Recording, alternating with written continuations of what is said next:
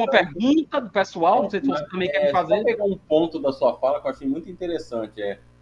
A gente se vê já ocupando aquele cargo público. Ou seja, deixa eu ver se eu entendi. Então, esse exercício da gente já se ver no cargo é como uma espécie de um construto mental que te dá os elementos, te dá a base para você seguir o caminho correto na questão de estratégias de estudo, de fixação do conteúdo, que é preciso, né? É necessário para a gente conseguir, né? Essa aprovação. Sim. Sim, claro, é um construto mental. Eu diria que tudo começa pela mente, né, Adriano? Então você começa construindo isso na sua mente. Quando eu comecei a construir isso na minha mente, eu ainda não sabia, né, quais eram os meios que eu ia utilizar para poder me levar a ser um servidor público, a conquistar a aprovação no concurso público, né? E isso praticamente até quando eu me formei, até a minha formação profissional, até quando eu colei grau. Eu não sabia muito, porque a gente não sai da faculdade, vocês que estão aqui conosco, nessa belíssima quarta-feira, nos dando a honra de estar aqui nessa live, sabem perfeitamente do que eu estou dizendo. Nós não saímos da faculdade sabendo como estudar para concurso público. Eu particularmente, né, falo isso aqui para vocês. Eu não saí da faculdade sabendo como estudar para concurso público. Eu não sabia. Né? Aliás, eu não sabia muita coisa quando saí da faculdade. Eu lembro que eu cheguei para uma professora minha e disse: professora, eu estou preocupado.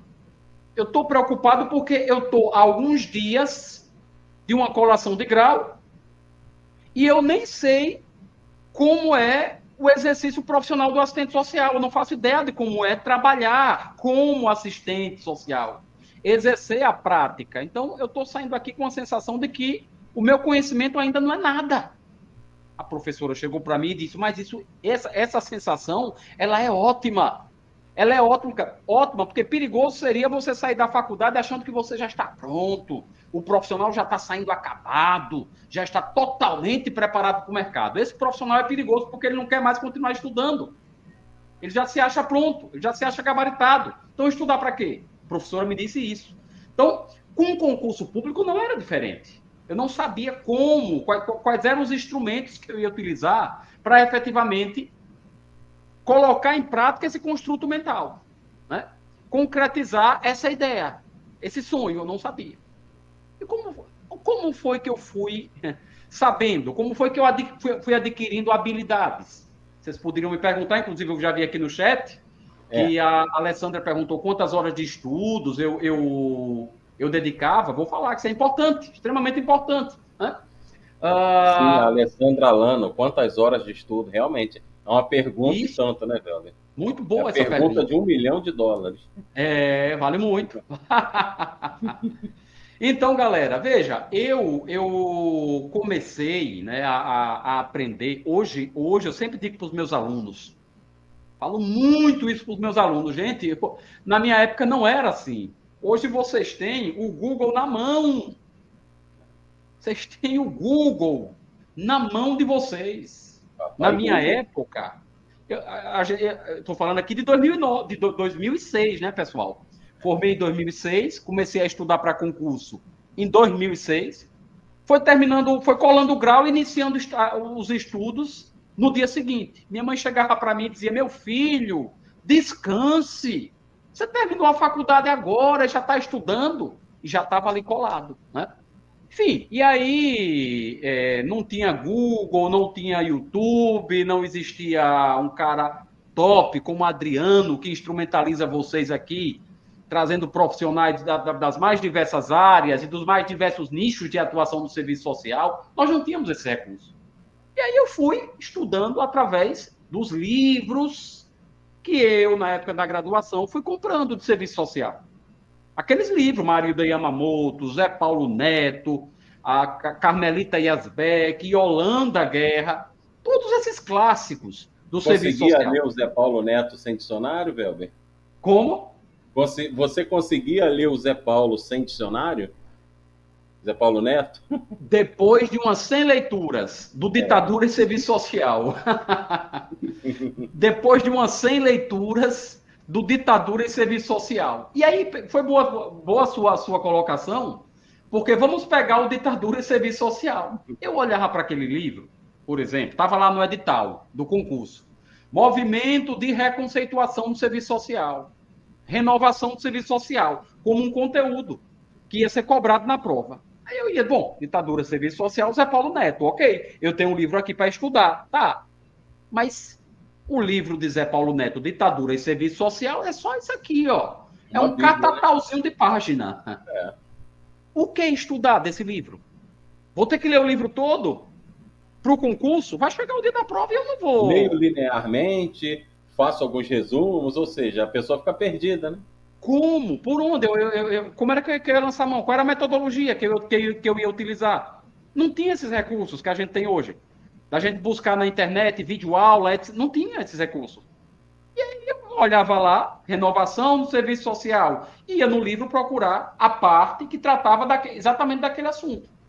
E o que me ajudou expressivamente, o que conduziu o meu estudo, foi decisivo na condução do meu estudo, naquela época, digo aqui para vocês, foram as questões de provas de concursos anteriores. O que era que eu fazia? Eu pegava as provas, imprimia as provas dos últimos concursos na área de serviço social e ia vendo o que é que cobra da matéria ditadura e serviço social. E aí, com base no que eu estava vendo nas questões, a forma também das questões abordar, a teoria, né? Como é que as questões abordam a teoria? Eu verificava isso, eu ficava sensível a isso, atento a isso. E aí, com base nisso, era que eu ia dando o devido direcionamento ao meu processo de estudo. Confesso aqui para vocês que no início, pessoal, o resultado não foi bom. Foi desanimador. Desanimador. Eu não tive êxito nos primeiros concursos que fiz. Não tive. Mas eu não baixei a cabeça. Eu não podia desistir. Eu não podia desistir. Eu venho de uma família pobre, oriunda do sertão daqui do estado de Sergipe. Minha mãe foi uma guerreira, uma empregada doméstica, trabalhou como empregada doméstica. Meu pai foi obrigado a se aposentar por invalidez pelo INSS, ganhava um mísero salário mínimo. Minha mãe teve 8 filhos, para vocês terem ideia. Imagina criar 8 filhos. Tem muitas mulheres aqui, mães inclusive, criar 8 filhos com um salário mínimo. Então minha mãe teve que trabalhar como dona de casa, diarista, enfim. Então veio de uma família muito pobre. Quando eu entrei na faculdade, eu era a esperança dos meus pais. Vocês fazem ideia do que significa isso? Eu era a esperança dos meus pais. Pessoal, eu era o sonho dos meus pais. Eu representava o sonho dos meus irmãos. Então, eu saí da faculdade, fui fazendo concurso, fui reprovando nos concursos iniciais que fiz, né? Reprovei em uns 6 concursos que fiz, né? 6, 7 concursos que fiz, mas também fui aprovado em 8, dentro das vagas, vou chegar lá, né? E a cada reprovação eu dizia, eu não posso desistir. Eu não posso desistir. Meus pais não desistiram. Em meio às dificuldades que vivenciaram para criar a gente, eu também não vou desistir. E eu ia ressignificando o meu processo de estudo. Verificava, olhava a prova, conferia o gabarito e verificava, vem cá, onde foi que eu errei? Deixa eu fazer aqui um diagnóstico do meu estudo. Onde foi que eu errei? E eu ia mapeando quais eram as minhas fragilidades. E onde foi que eu mais acertei? Também ia fazendo esse mapeamento. Entende, Adriano? E assim eu fui gradativamente melhorando as minhas colocações em provas de concursos públicos que fiz. Estudava quantas horas? Para mim, na época, assim que eu me formei, eu acreditava que o meu sucesso da minha aprovação, dependia rigorosamente da quantidade de horas dedicada ao estudo para concurso público. Eu achava que era isso que ia definir a minha aprovação, né? E aí eu fui vendo que o estudo é importante, o processo é importante, a perseverança, a continuidade é importante, e as horas que você dedica ao processo de estudo é algo muito relativo, e eu explico. É algo muito relativo, e eu explico. Explico da seguinte maneira. Surge um edital, uma hipótese, o edital talvez um dos mais esperados aí pelos assistentes sociais. É anunciado o edital para o órgão onde eu trabalho, para o INSS. 2.000 vagas para assistente social. Tá. Muita gente que está há algum tempo sem estudar, talvez até iniciou em algum momento o processo de estudo, fez alguns concursos, não passou, não foi aprovada, deixou o estudo de lado. Muitas dessas pessoas, em saindo um edital dessa envergadura, vai estudar, vai encontrar hora onde não existe, mas vai achar.